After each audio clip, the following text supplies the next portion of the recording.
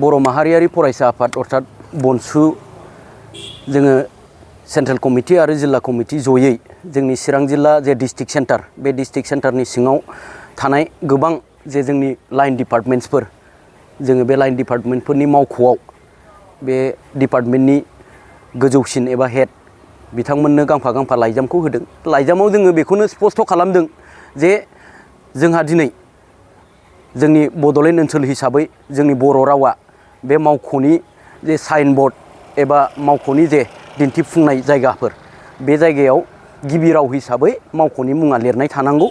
जोङो बेखौ दाबि खालामनो बनसुआ गांफा गांफा आर'जलाइ जोङो गथायदों, जायनि गेजेरजों जों फोरमायनो सानदों जे फैबाय थानाय जानुवारि दाननि 15 अक्ट'नि गेजेरावनो जेरैखि जायाबाबो बे साइन बर्डखौ बर' रावजों गिबि राव हिसाबै लिरनायखौ फोजोबनांगौ।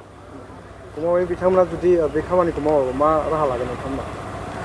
जों बनसुआ आरोबाव कठोरनिफ्राय कठोरसिन जोङो देरसिननिफ्राय देरसिन स्टेपखौ लालांबाय थागोन।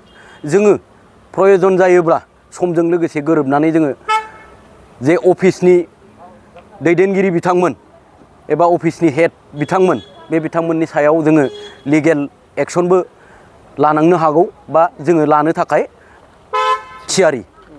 नैबे चिरां जिल्लायावल' ना गासै बिटिसिनि गुबुन गुबुन दाब दाब जायगायाव बे हाबाफारिखौ नोंथांमोना लागोन? नङा, जोङो दिनै चिरां जिल्ला हिसाबै चिरां जिल्ला कमिटि बनसु आरो जोंहा सेन्ट्रेलनि मेम्बार्सफोरा जोङो दिनै चिरां जिल्लायाव होफैग्रोदों। थिग बेबायदिनो दाखालिबो नोंथांमोना मिडियानि जुगै मोनथिनो मोन्दोंबो जानो हागौ जे जोङो क'क्राझारावबो बानायदों।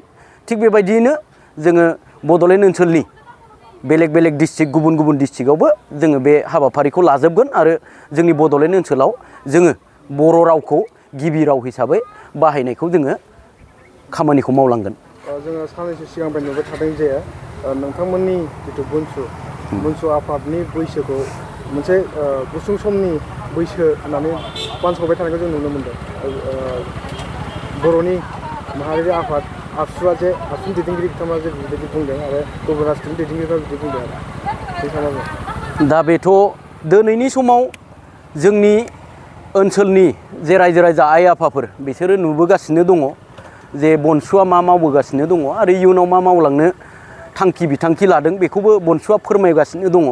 दिनै गोबाङा गोबां बाथ्राखौ सावरायगोन, पलिटिसियाना पलिटिक्सनि बाथ्राखौ सावरायगोन, सोरबा इडुकेसनजों रिलेटेड थानाय सुबुंफोरा इडुकेसननि खोथा बुंगोन।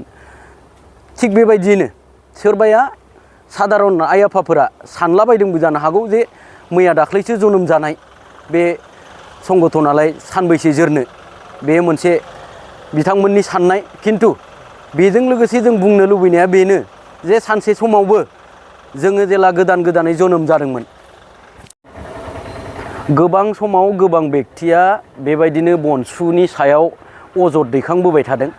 दिनै मख'नो गोनाङा बेनो जे फिल्म जगतजों लोगो नांनानै थानाय बै समाव फैला बरग'यारि बिथाङाबो बुंदोंमोन जे बनसुआ 6 दाननि थाखायल' जोनोम जादों। दिनै बनसुनि जोनोमा थांनाय 7 फेब्रुवारि खालार खालि जादोंमोन।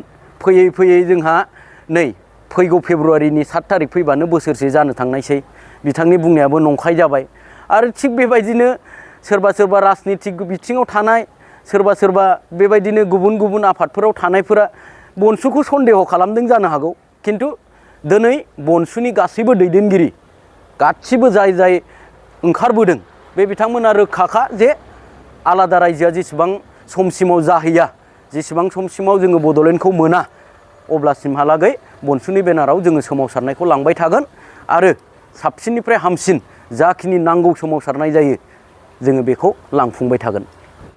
पार्सनेल बेक्ति इन्डिभिजुवेल बेक्तिफोरनि बुंनाय बा बांसावनायफ्राव जों माब्लाबाबो गोदोनानै थानाय नङा, बा सोरबा जानला मोनला बेक्तिया बुंलाबायबानो जे जोङो डिमरालाइज जागोन एबा जोंनि खामानि मावनाया थाबथागोन, बेखौ दा सानथों। आङो रायजो राजा आइ आफाखौ खावलायो जाहाथे जोंजों बेबायदि बुंबाय थास्लायस्लाय जोंजों फैनानै आलादा रायजो सोरजिनायनि थाखाय, बड'लेण्डनि थाखाय लैहोर लैहोर फैनानै खामानि मावनो जोंजों फैफानांगौसो। दा बेखौ आङो खावलायो।